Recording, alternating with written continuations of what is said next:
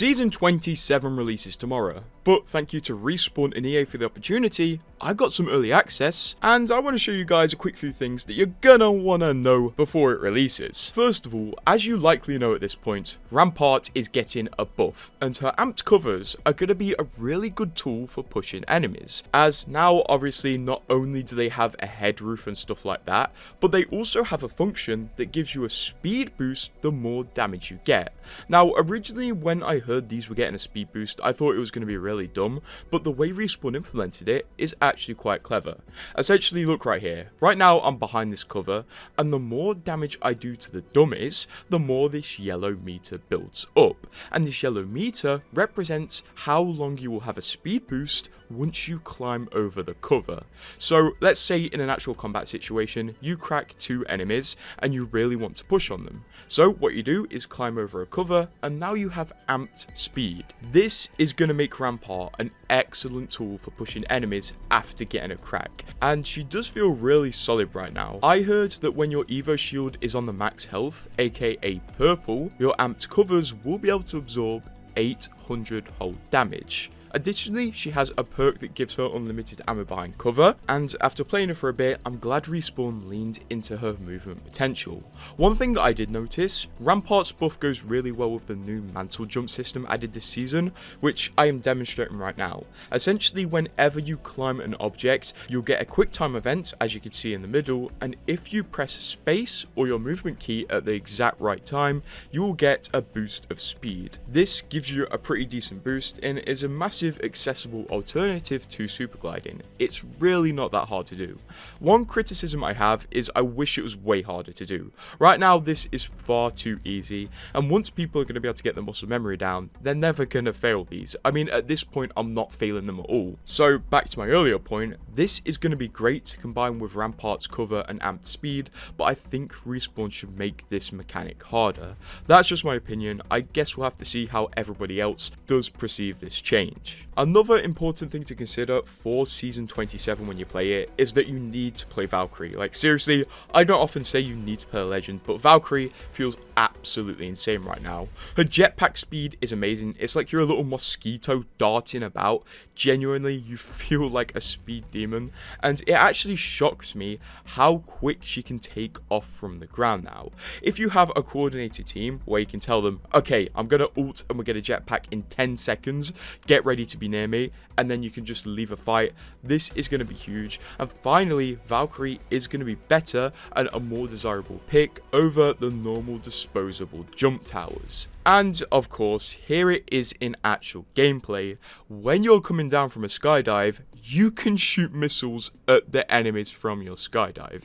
Once again, this is going to be huge for engaging enemies when landing on them, because these missiles will stun them if the missiles hit them. And if you combine this with Valkyrie's new perk, where she can shoot more missiles, this is going to be a hell of a tool. Even if you think Valkyrie has lately been bad, she feels completely different and way more snappy. I think in future videos, the more secrets we find out about her, the more I will touch on her, but definitely now test her out and find her strong points. She is really fun. Also, you can't stun yourself with missiles anymore, so don't be scared of shooting them in absolutely ridiculous places. And remember, if you look down while shooting your missiles, it will shoot them closer to you. After testing Horizon for a bit, she doesn't have the most major buffs in this update, but they're still pretty cool.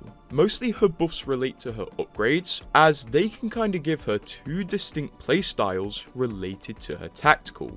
Her main 2 new upgrades are Newt Glide and also Fast Fall. Fast Fall is pretty self-explanatory. Essentially, whenever you're falling and hold crouch, you will fall faster. Pretty significantly faster. This will definitely shock your enemies, as they won't be able to track you down to the ground, so you will be able to get the jump on them, and this is just going to make her movement feel a bit more snappy if that suits your playstyle.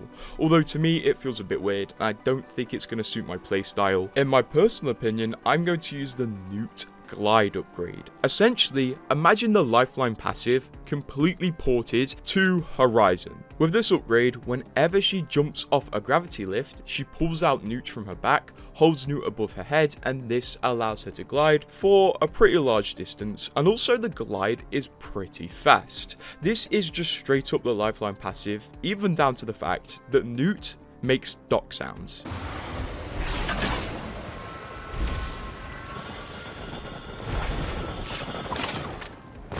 Now, the unfortunate part about this is that the Nuke Glide can only be activated when jumping off of a Horizon Gravity Lift. I'm not sure if it will activate when jumping off the gravity lifts on Olympus. This will take a bit of further testing, but you can't activate this when jumping off of high surfaces like Lifeline. So don't worry, this isn't going to replace Lifeline's passive. It's just a pretty cool little fun thing Respawn have done, and I like how absurd some of their upgrades are.